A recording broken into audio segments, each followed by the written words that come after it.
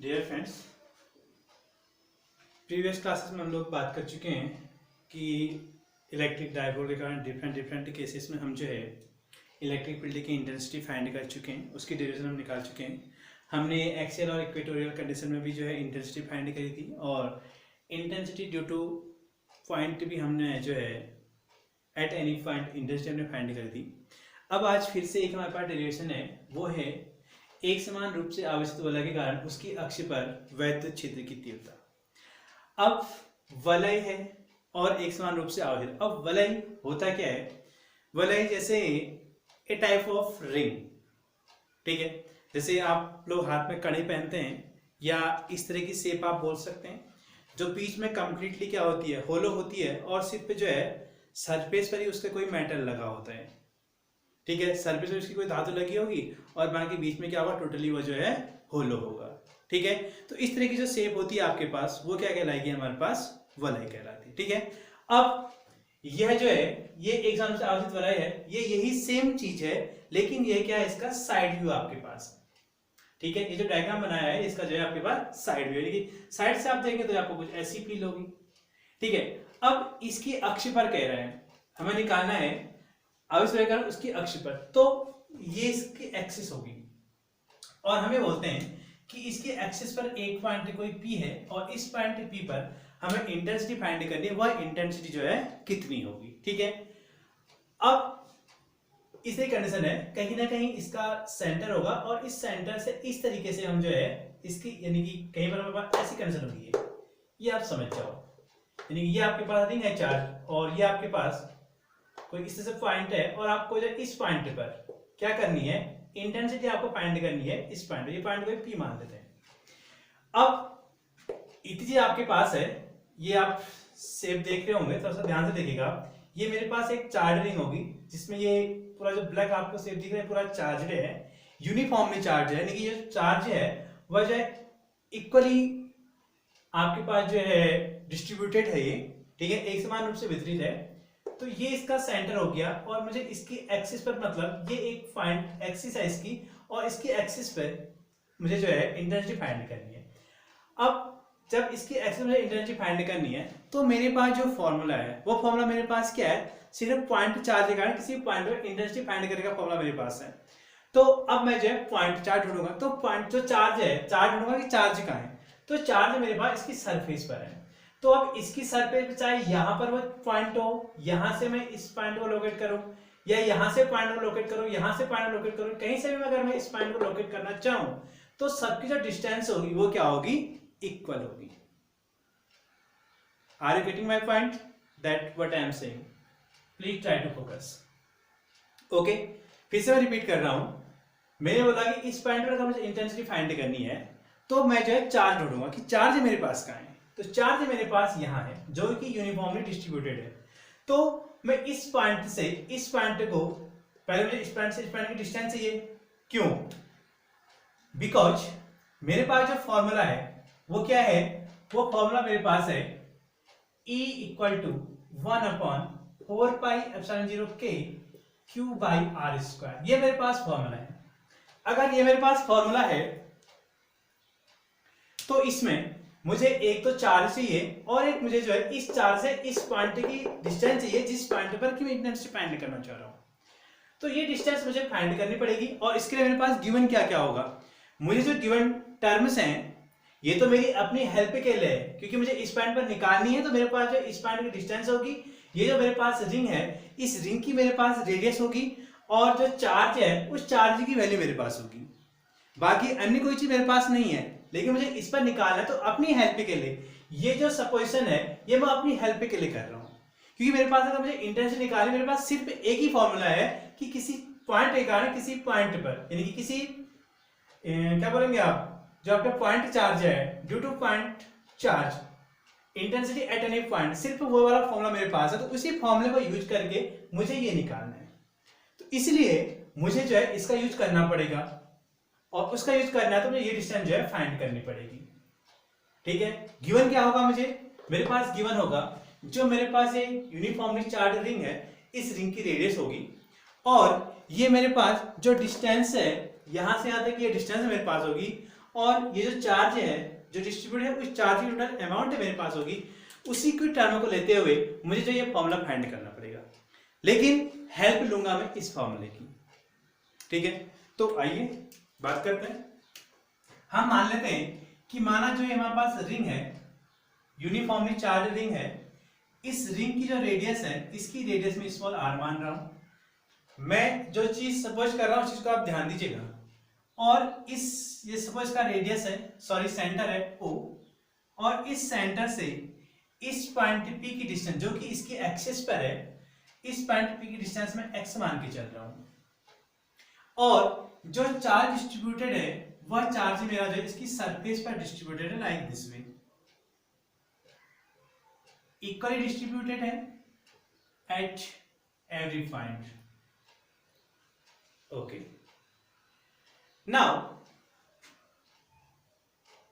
मुझे जो है इस पॉइंट पर इंटेंसिटी फाइंड करनी है, तो पहला टारगेट तो मेरे पास क्या होता है कि इस पॉइंट पर मैं जो है एक जो है टेस्ट चार्ज ऐड करूंगा, एज्यूम करूंगा कि यहां पर एक टेस्ट चार्ज रखा हुआ है, जिसके कारण मैं जो है इंटेंसिटी की डायरेक्शन फाइंड कर पाऊंगा कि जो डायरेक्शन है वो जो कहां की ओर होगी। ठीक है, तो अब यहां पर मेरे पास सपोज मैंने एक स्मॉल अमाउंट डिस्टेंस यहां पर ली और मैंने कहा कि यहां पर एक पॉइंट है। ठीक है, इस पॉइंट के कारण मैं यहां पर जो है इंटेंसिटी फाइंड करना चाह रहा हूं। तो इस क्योंकि जो मेरे पास पॉइंट होगा ये काफी स्मॉल होगा, तो इस पर जो चार्ज का डिस्ट्रीब्यूशन होगा, टोटल चार्ज मैं मान के चल रहा हूं कि जो टोटल चार्ज मेरे पास है, total charge which is distributed that is Q, due to small length या स्मॉल पार्ट चार्ज मेरे पास क्या हो जाएगा, स्मॉल Q हो जाएगा, दैट इज डेल्टा Q।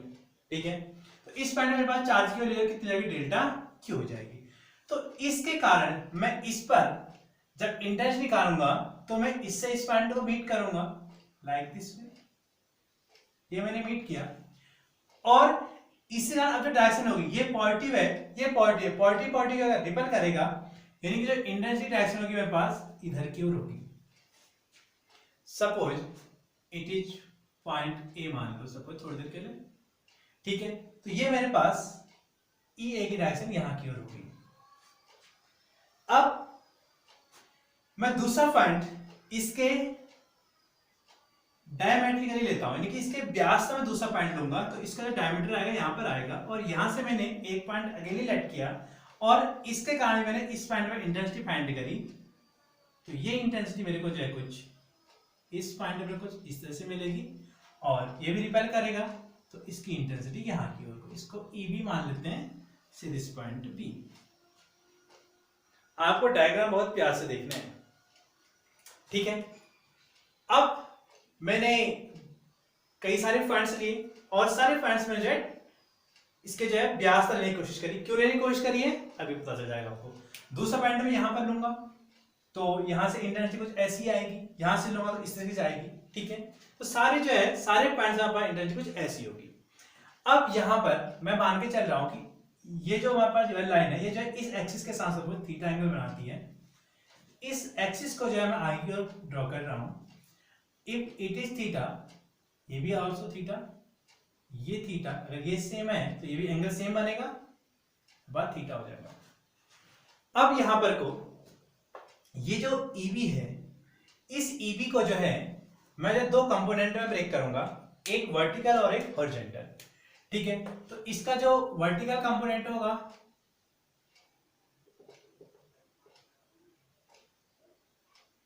ये इसका वर्टिकल कंपोनेंट होगा और ये क्या होगा इसका हॉरिजॉन्टल। थीटा जहां पर होता है वो हॉरिजॉन्टल, तो ये क्या बन जाएगा हमारे पास EB cos ऑफ थीटा। ठीक है, और आपके पास जो ये वाला कंपोनेंट है, ठीक है, इसका कंपोनेंट इसका जो वर्टिकल होगा यहां की ओर बनेगा और जो हॉरिजॉन्टल होगा वह जो है यहीं की ओर बनेगा। यानी ये आपके पास जो है EB sin थीटा बनेगा, ये आपके पास EA sin थीटा बनेगा और ये आपके पास EA cos थीटा बनेगा। इस तरीके से बाकी सारे पॉइंट्स भी आप लेते रहेंगे तो सब प्रकार जो इंटेंसिटी आएगी वो एक इंटेंसिटी जो हॉरिजॉन्टल वाली होगी वो इधर की ओर आएगी और जो वर्टिकली वाली होगी, प्रत्येक के जो वर्टिकल कंपोनेंट होंगे वो जो आप क्या हो जाएंगे, आपके पास कैंसिल हो जाएंगे। अब कैंसिल कैसे होंगे उस चीज को देखते हैं। अब यहाँ पर जो हमारी ये डिस्टेंस r है, ये डिस्टेंस हमारा x है, हमें यह डिस्टेंस चाहिए, तो ये 90 डिग्री क्रिएट करेगा। ये x ये r, तो यह डिस्टेंस हमारे पास जाएगी root of x square plus r square जाएगी। लाइक सेम वे यह डिस्टेंस हमारे पास जाए कितनी जाएगी, x square plus r square जाएगी। ड्यू टू दिस जो हमारे पास EA और EB है, तो EA और EB की जो वैल्यू है वह दोनों सेम होंगी, और ये हो जाएंगे हमारे पास 1/4π0 k q upon x square plus r square. Focus at this point, ठीक है, कि ये कैसे आया इस बात पे आप ध्यान, आपको प्रीवियस क्लास को आप देख सकते, देखिए आपको समझ में आ जाएगा। तो ये आपके पास EA EB दोनों की वैल्यू सेम, जितनी EA की वैल्यू उतनी ही EB की वैल्यू। अब क्या होगा कि जो EB sin थीटा है और EA sin थीटा है, दोनों की वैल्यू सेम होगी क्योंकि थीटा दोनों के लिए सेम है, और EA EB दोनों सेम आ गई, तो यानी कि ये दोनों जो वर्टिकली कंपोनेंट्स हैं वो दोनों क्या हो जाएंगे, एक दूसरे को कैंसिल आउट कर देंगे।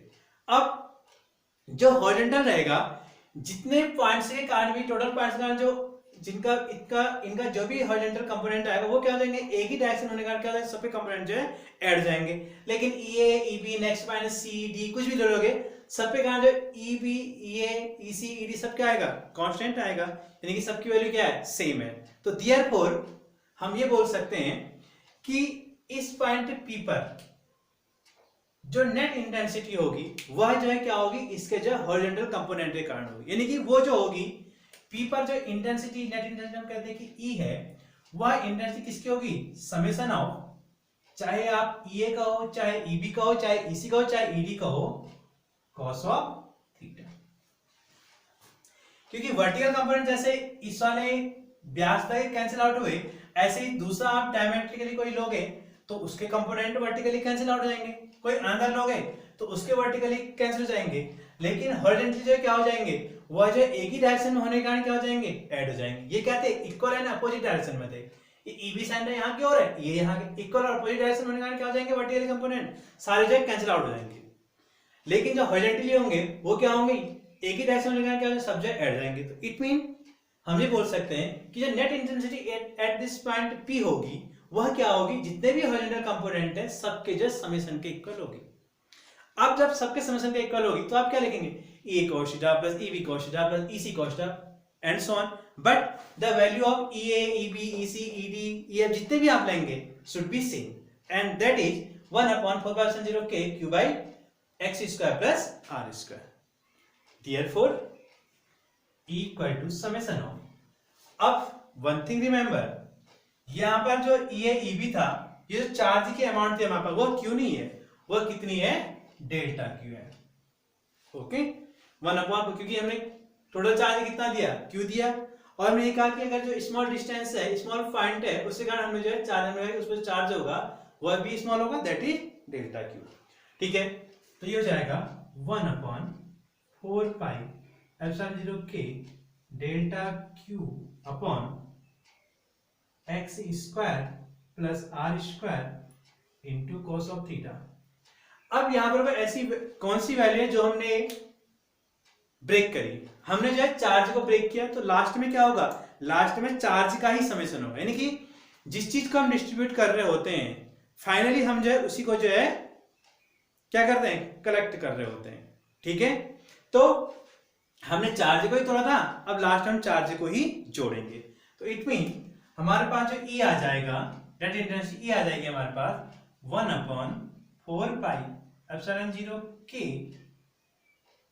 cos of theta upon r square plus x square summation of delta Q, and you know better way summation of delta Q, it mean delta Q delta Q delta Q delta Q सब आप पूरे surface का delta Q add करोगे तो ये आपके पास जो हो जाएगा वह जो इक्वल टू गिवन चार्ज हो जाएगा।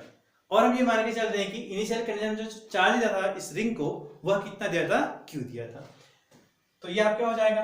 अब यहाँ पर क्या करना है, आप इस cos की वैल्यू निकाल लीजिएगा। ठीक है, इन ट्राइंगल किसी भी A O P है हमारे पास point A O P cos of theta equal to, cos क्या होता है, base upon hypo, base upon hypo, it mean cos theta equal to, base आपके पास क्या है, एक्स है, और हाइपो क्या है हमारे पास, under root of X square plus R square. Okay, तो ये सारे वैल्यू आप देखिए तो हमारा कितना बन गया, ईच का हमारा बन गया है 1/4 पाई एप्सिलॉन 0 के delta summation of delta Q, Q बन जाएगा upon are square plus x square into cos की वैल्यू हमारे पास आई है X upon under root of X square plus R square या R square plus x square. ठीक है, इसको थोड़ा सा सोल्व आउट करेंगे तो मिल जाएगा E equal to 1/4 pi epsilon 0 k q x upon are square plus x square की पावर 3/2। ठीक हो गया। तो ये हमारे पास, अगर हमारे पास जो रिंग है इसकी रेडियस r है और इस रिंग के सेंटर से अगर x डिस्टेंस पर हमें जो इंटेंसिटी फाइंड करनी है और इस रिंग को गिवन चार्ज कुल q है, तो इस डिस्टेंस में इंटेंसिटी हो जाएगी, वो इतनी हो जाएगी 1/4 k q x upon are square plus x square की पावर 3/2। अब यहाँ पर जो है कुछ स्पेशल केसेस होते हैं, केसेस हमें समझने बहुत जरूरी होते हैं क्योंकि जो न्यूमेरिकल होते हैं वो मोस्टली हमें जो है डिपेंड ऑन केसेस होते हैं, इसलिए हमें ये चाहिए होता है कि हम इनके जो केसेस होते हैं वो जो थोड़ा सा अच्छे समझने की कोशिश करें। ठीक है, तो ये हमारा जो फाइनल डेल्टा आया वो आया E equal to 1/4 k q x upon are square by x square by 3/2। ठीक है, तो कैसे हमने क्या किया, कैसे हमने समेशन किया वो आप साझे ध्यान दें। ठीक है, वेक्टर क्वांटिटी है इंटेंसिटी, इसीलिए आपको जो है वेक्टर सम आपके दिमाग पे जो है अच्छे से होना चाहिए। ठीक है, बेस क्या ले रहे हैं इंटेंसिटी वाले क्वेश्चन में, बेस ले रहे हैं कि intensity due two point charge. ठीक है, एट एनी डिस्टेंस आर। ठीक है, तो ये आपको जो है ध्यान में रखना है। ठीक है, अब हम जो है इसके स्पेशल केसेस की बात करते हैं।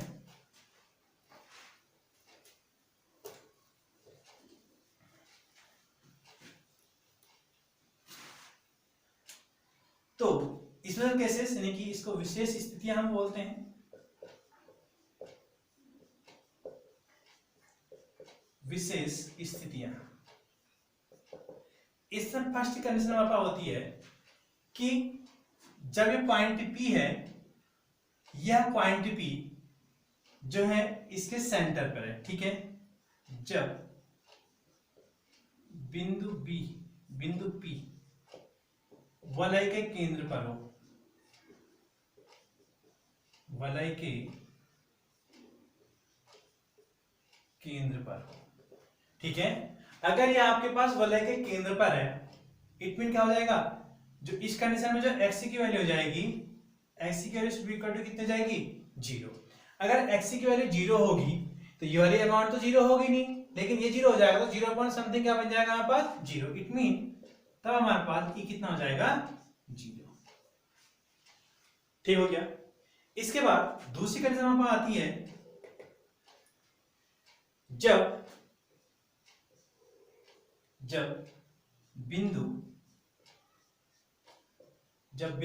P क्या कहेंगे, वलय के पृष्ठ पर, वलय के पृष्ठ पर हो। वलय के पृष्ठ पर मतलब ये पॉइंट लाए और यहीं पर लाके रख दिया, कहीं सरफेस पे लाके रख दिया, तो इस कंडीशन में जो अब ये x बन जाएगी, ये जो कितनी बन जाएगी, इसकी रेडियस के इक्वल बन जाएगी। ठीक है, तो इस कंडीशन पे तो x किसके इक्वल हो जाएगा, x हमारे पास जो है r के इक्वल हो जाएगा। अगर x r के इक्वल हो गया तो अब आप देखिए e कितना बन जाएगा, e आपके पास हो जाएगा 1/4 pi epsilon 0 k q r upon x r हो गए तो आर स्क्वायर 2r² हो गया, इसकी कंप्लीट पावर कितनी होगी, 3/2।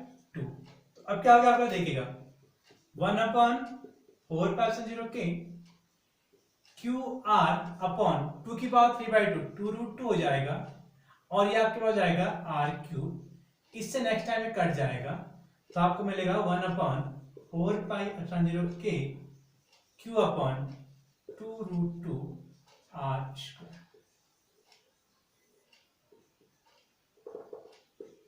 इसके बाद हमारे पास थर्ड पॉइंट होता है इसका कि जब बिंदु P वलय के केंद्र से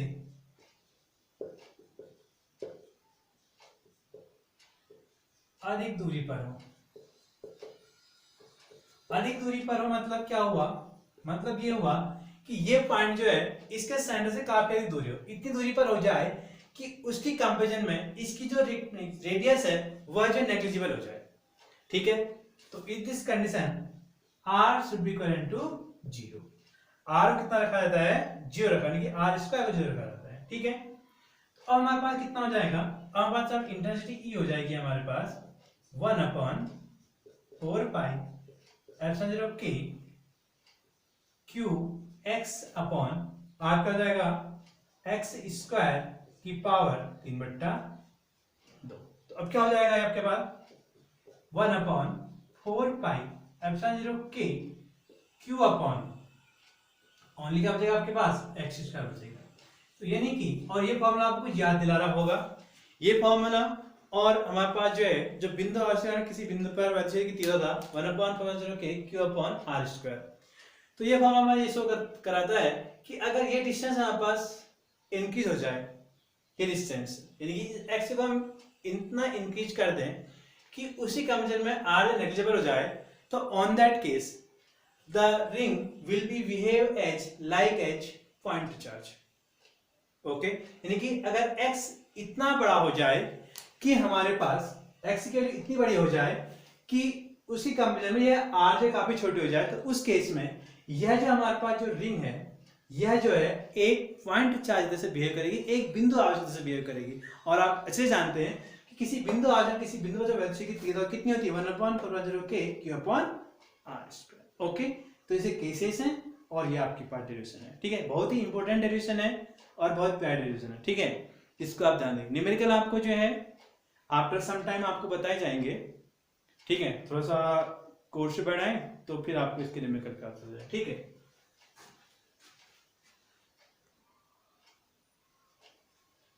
अब यह डेरिवेशन हमारे पास है, एक समान वैद्युत क्षेत्र में द्विध्रुव को घुमाने पर किया गया कार्य। यह हमारे पास जो है जो वैद्युत क्षेत्र उसकी तीव्रता वाला जो हमारे पास चैप्टर है, यह चैप्टर का लगभग लास्ट पोर्शन हमारे पास है। इसके बाद कल से हम जो है गॉस की प्रमेय और उसके अनुप्रयोग करेंगे। जो गॉस की प्रमेय और उसके जो एप्लीकेशंस हैं, ये भी हमारे पास एक मोस्ट इंपोर्टेंट टॉपिक है, जिसमें से हमारे पास जो है 3 मार्क्स के हमारे पास जो है कुछ ना कुछ 3 मार्क्स का उसमें जो हमसे पूछा जाता है। ठीक है, तो उसको कल से स्टार्ट करेंगे। तो ये लगभग हमारे पास लास्ट होने जा रहा है पहले चैप्टर का। ठीक है, लैंग्वेज काम करते वक्त आप जो है जब फेयर करते हैं तो नोट्स बनाते तो आप लैंग्वेज भी लिखने का प्यार, यानी कि जैसा आपसे पूछा जाता है आप उस हिसाब से उसकी लैंग्वेज लिखें कि हाँ ये चीज़ हमारे पास गिवन है, क्या क्या चीज़ हमारे पास गिवन है, क्या हमें करना है। तो वो सारी चीज़ें हम जब इंक्लूड करते हैं हमारी लैंग्वेज खुद पे खुद अच्छी बन जाती है। उसके लिए हमें जब भी किसी चीज़ की हेल्प की जरूरत नहीं पड़ती। ठीक है, तो एक समान वैद्युत क्षेत्र में द्विध्रुव को घुमाने पर किया गया कार्य कितना होता है, क्या क्या ऐसी कंडीशंस होती है वो देखते हैं। तो पहले हम यूनिफॉर्म इलेक्ट्रिक फील्ड बनाते हैं। ये हमने जो है एक समान वैद्युत क्षेत्र बनाते हैं। कि हमने कहा कि माना ये हमारे पास जो है यूनिफॉर्म इलेक्ट्रिक फील्ड है, इस इलेक्ट्रिक फील्ड की इंटेंसिटी हम E बोल देते हैं, और इस पर इनिशियली कंडीशन पर हम मान के चलते हैं कि माना कोई एक जो है इलेक्ट्रिक डायपोल था और उसको हमने जो है किसी पोजीशन से मूव करा के जो है इस तरीके से θ1 इलेक्ट्रिक फील्ड के साथ जो है इसको हमने जो है θ1 एंगल से इसको जो है घुमाया गया है। डायग्राम पे आप थोड़ा सा डायपोल बना आपको बता रखा है बार बार।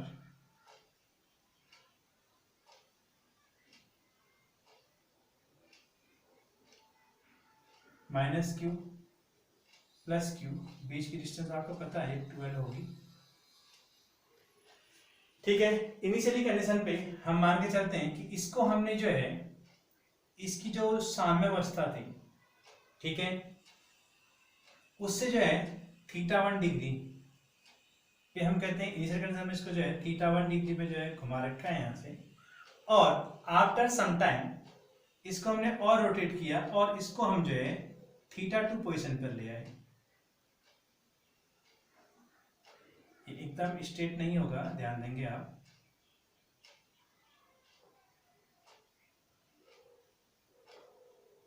इसको यूज नहीं, इसको मिटा दे रहा हूं मैं। θ1 था और इसको जो है हमने रोटेट किया, और रोटेट करने के बाद हम कहते हैं कि यह जो है आपका जो है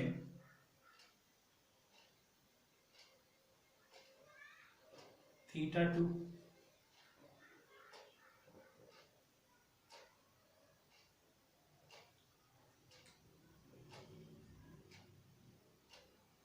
रोटेट कराया, और रोटेट कराने के बाद अब इसका जो एंगल बन गया है इस ये वृत्त क्षेत्र की दिशा के साथ, यह जो कितना बन गया हम कहते हैं कि θ2 बन गया। कितना बन गया? θ2। इस कंडीशन में इसका हम जो एंगल डिस्प्लेसमेंट निकालेंगे, कोणीय विस्थापन निकालेंगे। ये कोणीय विस्थापन, ये क्या हो जाएगा? θ2 minus θ1, suppose it is delta theta. ठीक है, अब घूम रहा है तो इट मीन इस पर एक टॉर्क वर्क कर रहा होगा, और जब कोई चीज रोटेट कर रही होती है तो उसका जो वर्क डन होता है वह हमारे पास होता है बल। उस कंडीशन में जो वर्क डन कार्य होता है वह होता है आघूर्ण गुणा कोणीय विस्थापन। यानी कि ये हमारा जो है यहाँ पर बेसिक है, यानी कि इसको हम लेके चलेंगे। जब कोई चीज किसी चीज पर टॉर्क वर्क करता है और वो चीज रोटेट हो रही होती है, तो ऑन दैट केस वह जो वर्क करती है वह जो है टॉर्क इनटू जो एंगल डिस्प्लेसमेंट होता है उसके प्रोडक्ट के इक्वल होता है। तो अब हम क्या मान के चल रहे हैं, एक इलेक्ट्रिक डाइपोल है, इस पे चार्ज Q है आपके पास, और इसकी लेंथ आपको पता है कि 12 होगी। ठीक है, इनिशियली यह जो है किसी पोजीशन से जो है आपके पास जो है θ1 करता है, मूवमेंट करता है, उसके बाद जो है θ2 डिग्री मूवमेंट करता है, और इस दोनों कंडीशन इसके बीच का जो एंगल डिस्प्लेसमेंट फाइंड करते हैं, हम कहते हैं सपोज ये क्या है, d थीटा है। तो आपके पास जो वर्क हो जाएगा, वर्क हमारे पास कितना हो जाएगा, जो कि जो एंगल डिस्प्लेसमेंट है वह स्मॉल है, और इसको हमने रोटेट कहां से कहां तक किया है, θ1 टू θ2 किया है। ठीक है, तो आपके पास जो due to this small displacement जो हमारे पास वर्क हो जाएगा वो भी स्मॉल हो जाएगा, और ये हो जाएगा आपका tau, it's a constant value, and into d of theta. And you know better way, tau equal to क्या होता है, pe साइन ऑफ थीटा। तो इट मीन डीटा तो हमारा हो जाएगा pe sine theta into d theta. ये तो हमारे पास उस कंडीशन में वर्क है जबकि इसका angle displacement only D theta है। अब अगर इसको मैं θ1 से θ2 तक लाया हूं, एक डायपोल ये है, इसको मैंने यहाँ θ1 से लेकर के पूरा लाया, तो यानी कि इसका जो टोटल वर्क हो जाएगा वह वर्क कितना हो जाएगा आपके पास, टोटल वर्क W होगा, और W इक्वल क्या हो जाएगा, इंटीग्रेशन ऑफ dW। इसकी लिमिट काम करेगी आपके पास θ1 से लेकर θ2 तक, और अब क्या हो जाएगा θ1 टू θ2, यह आपके पास pe sine theta into d theta. Integration आपने 11th में पढ़े होंगे फिजिक्स में, तो ये p और e दोनों कांस्टेंट होंगे, ये बाहर आ जाएंगे, तो pe इंटीग्रेशन ऑफ θ1 टू θ2 ये जाएगा आपके पास साइन थीटा डी थीटा। तो साइन का जो इंटीग्रेशन होता है वो होता है माइनस ऑफ कॉस थीटा, तो ये आपका हो जाएगा pe minus cos theta θ1 to θ2। तो upper limit minus lower limit हमारे पास अप्लाई होगा, तो ये जाएगा हमारे पास pe इक्वल टू यहां से बनता है हमारे पास pe इंटू आपके पास हो जाएगा minus cos theta 2 and minus minus plus हो जाएगा और हो जाएगा कॉस थीटा 1।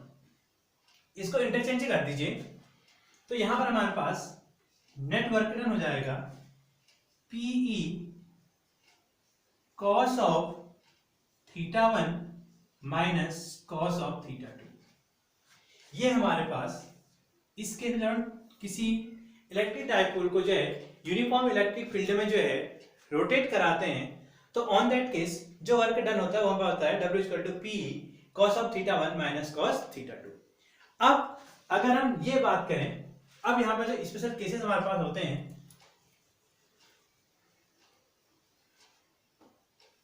स्पेशल केसेस की बात करते हैं।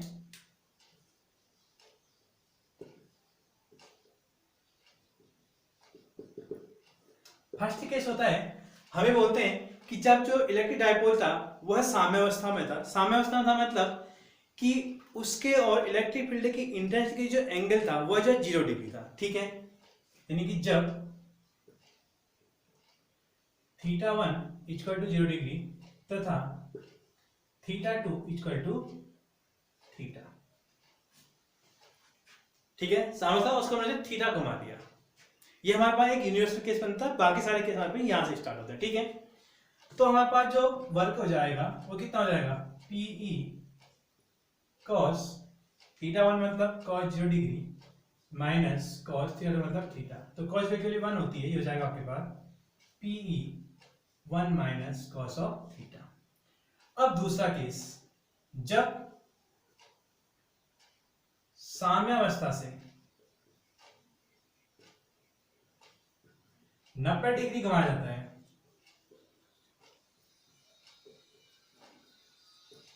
इसके इक्विलिब्रियम पोजीशन से 90 डिग्री मूवमेंट कराते हैं तो W कितना होता है, W इक्वल टू होता है PE 1 माइनस कॉस 90।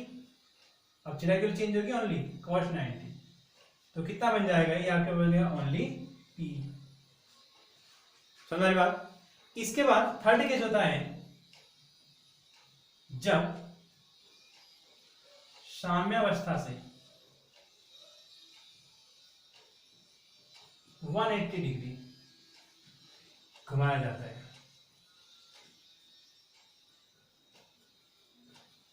तो आपको पता है W कितना होगा आपके पास PE 1 माइनस कॉस 180।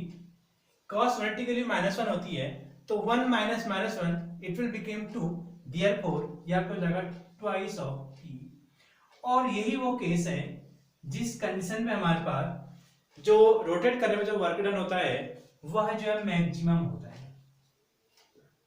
कितना होता है हमारे पास मैक्सिमम, ठीक है। तो ये आपके पास केसेस हैं, केसेस आपने ध्यान में रखने हैं और इसी के बिहाफ पे आपके न्यूमेरिकल से बनते हैं। तो जितने भी कंडीशंस आ रही हैं, जो भी हम डेरिवेशन फाइंड कर रहे हैं, जो भी केसेस बन रहे हैं, केसेस को आप मोस्टली ध्यान पे रखिए और उसके बिहाफ पे आपके पास बुक्स होंगी तो आपके न्यूमेरिकल्स होंगे, न्यूमेरिकल आप बनाने का प्रयास करें और जैसे मुझे समय मिलता जाएगा मैं भी आपको इस पर न्यूमेरिकल कराते जाऊंगा, ठीक है। तो ये हमारा जो है पहला टॉपिक लगभग फर्स्ट यूनिट का पहला चैप्टर हमारा पास कंप्लीट हो रहा है और कल हम जो है Gauss's theorem and electric flux हमारे पास वहाँ पर एक कंसेप्ट है, आप चाहे तो उसको पढ़ लीजिए एक बार इलेक्ट्रिक फ्लक्स को, और उसके गॉसेस थ्योरम और उसके एप्लीकेशंस वो हम करेंगे। 2-3 दिन का टॉपिक है वो ख़त्म हो जाएगा और उसके बाद फिर हम जो है पोटेंशियल और आफ्टर दैट हम जो है कैपेसिटेंस की बात करेंगे, ठीक है। Okay bye.